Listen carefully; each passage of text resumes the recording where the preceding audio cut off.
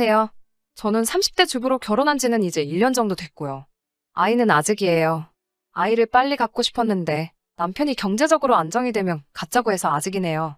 요즘 뉴스를 보고 있으면 부부 사이에 어떻게 저렇게까지 할 수 있을 법한 사건 사고들이 참 많이 나오더라고요. 저는 그 이야기의 주인공이 제가 될 줄은 꿈에도 몰랐습니다. 저는 직원 숫자가 6명 정도인 작은 무역회사에 다니고 있어요. 벌써 거기서 근무한 지도 4년이 넘어가네요. 공무원 시험을 준비하다 뒤늦게 시작한 사회생활이지만 부지런한 성격 덕분에 잘 적응해서 하고 있어요.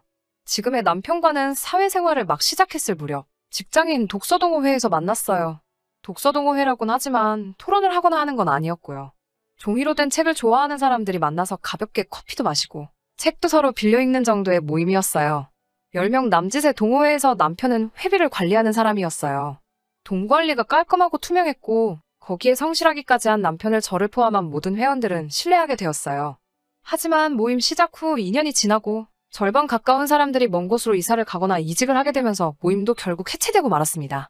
당시 저와 남편은 그나마 20분 거리의 직장에서 각자 근무하고 있었기 때문에 계속 연락을 주고 받았고요. 그렇게 자연스럽게 연인으로 발전했네요. 제가 그동안 봐온 남편은 매사알뜰하고 꼼꼼한 사람이었기에 저는 그를 이상적인 남편감으로 생각했어요. 그 흔한 술이나 담배에 돈을 쓰는 것 같지도 않았고 브랜드 옷이나 신발을 걸치진 않았어도 깨끗한 사람인 게 보였거든요. 물론 가끔 연애하면서 특별한 곳에 가고 싶을 때도 있었고 분위기를 내고 싶은 순간도 있었기에 서운한 적도 덜어 있었지만요. 그런 기색을 느낄 때면 남편은 늘 언젠가 자리를 잡고 그때에도 늦지 않는다며 저를 다독였습니다. 저는 그 말을 믿었고요. 그렇게 1년 좀 넘게 연애를 하다가 남편의 우리 같이 살면서 미래를 준비하면 어떻겠냐는 프로포즈에 제가 좋다고 하면서 결혼까지 하게 된 거죠. 사실 결혼 과정이 순탄치만은 않았어요. 일단 결혼 이야기가 나오자마자 상견례 장소부터 문제가 되었습니다. 제 성격이 화려하고 사치를 좋아하는 건 절대 아니지만 인생에 한 번뿐인 결혼식인 만큼 저도 나름 생각해오던 그런 그림이 있었으니까요. 강남에 있는 한 식당에서 양가 어른들을 모시고 진지한 분위기에서 상견례를 하고 싶었어요. 하지만 남편은 인터넷에서 할인 쿠폰을 구했다며 패밀리 레스토랑에서 상견례를 하자고 하더군요. 거긴 제가 학생 때 자주 가던 곳인데 말이죠. 제가 조용한 곳에서 여유롭게 하고 싶다고 말했지만 남편은 자기 주장을 굽히지 않았어요. 이제부터 결혼 준비하려면 여러모로 돈이 들어갈 텐데 양가 어른들도 다 이해해 주실 거라면서요. 물론 이해해 주시긴 하셨지만 저희 아버지는 나지막히 남자가 너무 돈돈하는 것도 좋지 않다며 좀 걱정을 하셨어요. 상견례 자리에서도 저희까지 전부 해서 6명이었는데 남편은 여기는 식전해주는 빵이 무료에다가 무한리필이 되고 하니까 메뉴는 4개 정도만 시켜도 충분하다며 손바닥만한 스테이크 2개, 스파게티 하나, 피자 하나를 시키더라고요. 어찌나 남편의 그런 모습이 남사스러운지 제 얼굴이 뜨거워지더군요. 그걸 눈치채신 저희 친정부모님께서 편하게 더 먹으라며 본인들이 사시겠다고 했어요. 그러자 남편은 이것저것 2-3개를 더 시키더라고요. 상견례가 어떻게 흘러가는지도 모르겠고 저는 그저 마음속으로 제발 남편이 돈을 냈으면 좋겠다고만 생각한 것 같아요. 하지만 아니나 다를까 식사가 끝나고 사람들이 일어나자 남편은 눈치를 보더니 화장실에 잠깐 다녀온다고 자리를 뜨더라고요. 결국 저희 부모님이 식사값을 계산하셨어요. 그날 저녁 제가 남편에게 전화를 해서 서운한 마음을 쏟아냈습니다.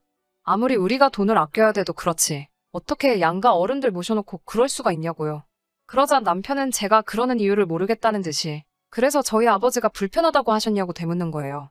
제가 부모님 이야기하는 게 아니고 내가 불편했다고 소리를 지르자 남편은 저더러 진정하라며 실리를 추구해야 한대요. 하지만 그때만 해도 아직 제가 콩깍지가 씌어 있었는지 차마 결혼을 엎을 수는 없겠더라고요. 그래, 우리 둘의 더 나은 미래를 위해서 그런 걸 거야 라며 참았습니다. 이건 시작에 불과했다는 걸 그땐 몰랐어요. 남편은 여러 업체를 돌아다니며 저에게 견적을 내보라고 성하였어요. 스튜디오 촬영도 아는 동생에게 부탁한다고 자기만 믿으라고 호언장담을 하더라고요. 저희는 결국 7월 한여름에 바깥에서 웨딩 촬영을 하게 되었습니다. 그때 찍은 사진 보면 제대로 제가 눈뜨고 있는 게 없어요. 거기다 사진 찍어준 아는 동생은 취미로 야생화 같은 걸 찍으러 다니는 사람이지 이렇게 본격적인 웨딩 촬영은 처음이었다고 하더라고요. 정말이지 그 사진만 보면 지금도 속상하고 억울해서 눈물부터 나요. 그것뿐만이 아니고 드레스도 여러 곳에서 입어보고 신중하게 고르고 싶었는데 입어보는 것도 다 돈이라면서 딱 3벌 입어보고 결정했어요. 그나마 화장하고 머리는 남편한테 거짓말하고 좀 더 비싼 데서 하긴 했네요. 그래도 제가 참고 또 참을 수 있었던 이유는 이 모든 절약이 우리 둘의 미래를 위해서라고 믿었기 때문이에요. 남편 말대로 이렇게 10년만 살면 그때는 그동안 참고 산 거 전부 누려가며 살 수 있을 줄 알았으니까요. 그런데 이게 속된 말로 죽 써서 개준 거더라고요. 신혼집은 남편하고 저하고 정확히 반반씩 해서 경기도에 있는 작은 빌라에서 시작하게 되었어요. 같이 살기 시작하니 남편의 절약 정신은 정말 제가 예상한 것보다 더 심각했어요. 일단 안 쓰는 코드는 하나라도 꽂혀 있으면 안 되더라고요. 심지어 TV도 안 볼 때마다 빼놔야 되고요. 핸드폰 충전기도 그냥 꽂혀 있으면 안 돼요. 화를 내거나 그러는 건 아니지만 들으란 듯이 한숨을 푹푹 쉬며 그걸 다 뽑고 다니니 너무 신경이 쓰이고 짜증이 나더라고요. 그리고 장을 보러 가면 계란 한 줄만 사더라도 최소한 3군데 마트는 가요. 다 가격 비교하고 다니느라고요. 제가 맨날 기름값이 더 든다고 해도 귀등으로도 안 들어요. 저희는 일주일에 5만 원으로 예산을 잡고 장을 보고 있어요. 그런데 가령 고기를 산다거나 해서 예산이 초과가 되면 남편한테 그 자리에서 전화를 걸어 상의를 해야 해요. 이런 이야기를 처음에는 친정 어머니께 몇 번 했는데 어머니가 저보다 더 스트레스 받아 하셔서 요즘에는 어디 이야기할 곳도 없어요. 그냥 저 혼자 삭히고 살았어요. 그리고 올 겨울 정말 춥잖아요. 그런데 수도꼭지를 딱 미지근한 물 나오는 곳까지만 돌아가게 고정을 해놔서 따뜻한 물을 제대로 못 써요. 샤워도 10분으로 시간을 정해놓고 10분이 넘어가면 계속 화장실 밖에서 1분 넘었다, 2분 넘었다 시간을 재면서 눈치를 주더라고요. 이런 결혼 생활이 지속이 되니까 정신병에 걸릴 것 같더라고요.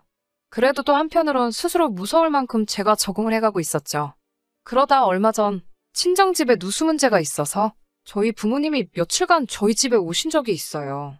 제가 남편한테 어른들 감기라도 드시면 고생하시니까 빨리 수도꼭지 풀어놓으라고 난리를 쳐서 부모님이 따뜻한 물로 샤워는 하실 수 있었어요. 그런데 생각지도 못한 데서 정말 충격적인 장면을 목격하고 말았습니다. 영하 13도였던 밤이었어요. 저희 집은 베란다가 없는 빌라라서 우풍이 있거든요. 그래서 제가 남편에게 부모님 따뜻하게 주무시게 해드리라고 신신당부를 했죠.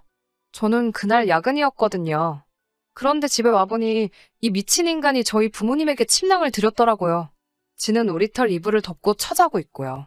제가 어이가 없어서 남편을 흔들어 깨웠어요. 남편이 덮고 있던 이불을 뺏어서 저희 부모님을 덮어드리니 두 분이 잠에서 깨시더라고요. 제가 너무 창피하고 죄송해서 눈물을 흘렸어요. 그러자 저희 부모님은 웃는 얼굴로 강서방이 많이 쪼잔하고만 일하며 씁쓸한 미소를 보이시더라고요. 저는 부모님이 들으실까봐 남편에게 크게 소리도 못 지르고 바로 인근에 호텔을 예약해 두 분을 그리 모셨어요. 부모님이 호텔로 가신 뒤 저는 처음으로 남편에게 악을 쓰며 달라들었습니다. 내가 시부모님께 그래도 상관없냐고 그러자 아니 손님용 이불이 따로 있지도 않고 어쩔 수 없어서 그런 건데 왜 그렇게 난리냐며 오히려 화를 내더군요. 저더러 침낭이 얼마나 유용한 물건인지 아냐면서요. 폭풍 같던 주말이 지나고 남편이 출근한 날 저는 남편 몰래 회사에 병가를 내고 집에 남았습니다. 남편에게 어떻게 복수를 할까? 나도 똑같이 시부모님을 추위에 떨게 해야 하나 고민을 했어요. 멍청하고 생각 없는 짠돌이 남편이 문제지 사실 시부모님이 무슨 죄가 있겠어요. 저는 중고물품 파는 곳에다가 저희 부부가 쓰던 퀸사이즈 침대를 무료 나눔한다고 글을 올렸습니다. 파는 것도 귀찮고 남편이 오기 전에 없애버리고 싶은 마음뿐이었거든요. 결혼할 때 샀으니 거의 새 거나 마찬가지였어요. 글을 올리기가 무섭게 몇 사람이 앞다투어서 가져가겠다고 하더군요. 그러다 어떤 사람이 20만 원을 줄 테니 자기한테 팔려고 제시를 해와서 그 사람한테 팔았습니다. 그 20만 원으로 마트에 가서 정말 혼자 간신히 누울 만큼 작은 침대를 하나 샀어요. 퀸사이즈 침대가 놓여있던 자리에 새로 산 작은 침대와 그 바로 옆으로 남편이 쓸 침낭 하나를 놓아 두었습니다. 몇 시간 뒤 퇴근해서 집에 온 남편은 노발대발 난리더군요. 그런데 자기께 침낭이라서 열받은 건 둘째고 퀸사이즈 침대를 제값도 안 받고 남한테 넘겼다는 거에 열이 받았더라고요. 내가 저런 남자의 뭘 보고 결혼을 한 건지 스스로 한심하더라고요. 저는 남편이 뭐라건 무시하고 제 침대에서 혼자 자는 생활을 시작했습니다. 남편도 오기가 생긴 건지 소파 위에서 침낭에 들어가서 자더라고요. 그렇게 부부 사이가 틀어지기 시작하고 얼마 지나지 않아 시어머니께서 저희 집에 오셨어요. 시아버지와 부부싸움 후 홧김에 집에서 나오셨는데 시아버지가 홀딱 현관 비밀번호를 바꾸셨다고요.